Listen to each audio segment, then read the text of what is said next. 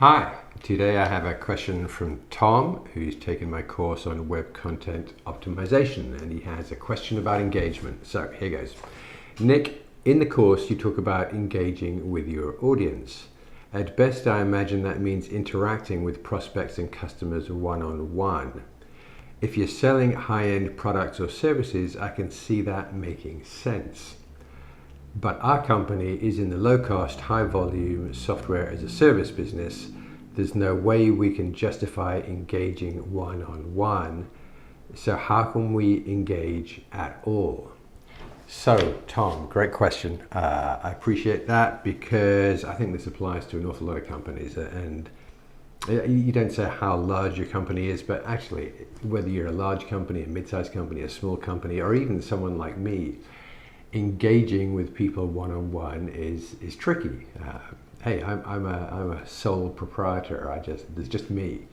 So I get out there with my posts, with my videos, with my courses, and I get a lot of feedback. I get a lot of questions.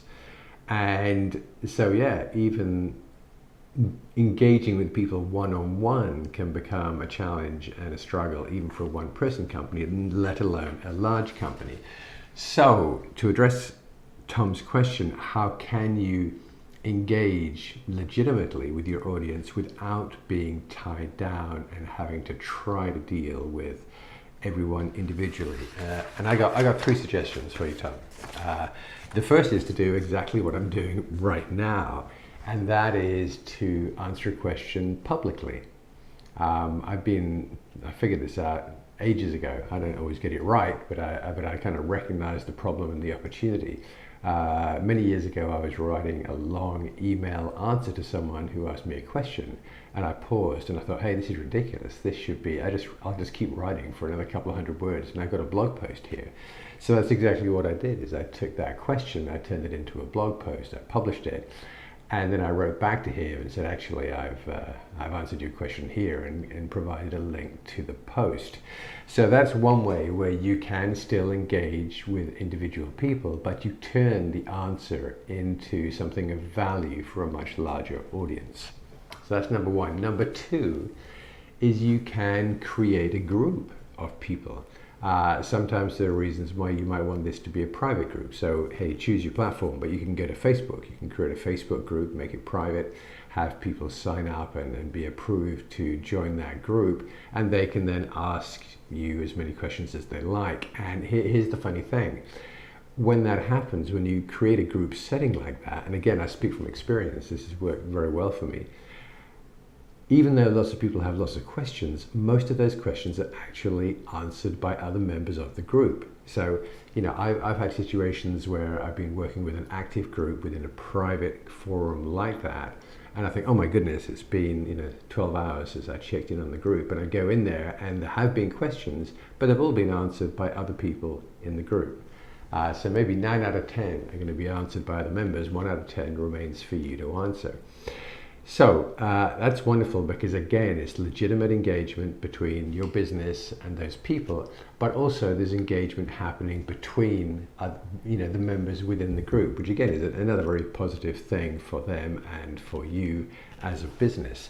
The third way that I would do this, I haven't done this myself, I've seen it done, and I've seen large companies do this very well, is to not do it in a private group, but make it public. So there are companies out there that set up specific Twitter accounts to deal with customer service issues. And customer service is always about engaging with an individual who's usually having a bad experience with your business. So in some sense, it's quite brave to take this out into a public space like Twitter. I've seen this on Facebook as well. But it's absolutely, it's true engagement, particularly when you have someone allocated to that Twitter stream, for instance, who is answering most questions individually as they come in. So yes, you're getting an element of one-to-one engagement, but you also have this much broader public engagement, this kind of public face of your company. People can see that you are responsive, that you do engage, that you're not hiding.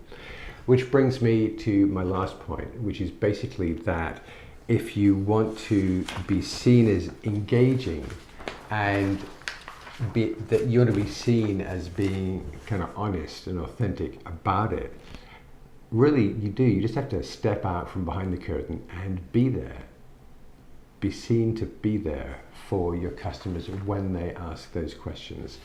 And that, in a sense, is the benefit of not simply responding to individuals one-on-one, because that person may be happy, but your broader public, your broader audience doesn't see that you've been engaging. So that's why I like, one way or another, bringing it out into the public. So it makes it much easier now to engage, but also your entire audience can see that you have stepped out, that you are there, that you are available, that you are engaging with your audience. Okay, Tom, I hope there's something in there that you're going to find useful and maybe apply. If you do apply it, please let me know and we'll do an update. Okay, thank you very much.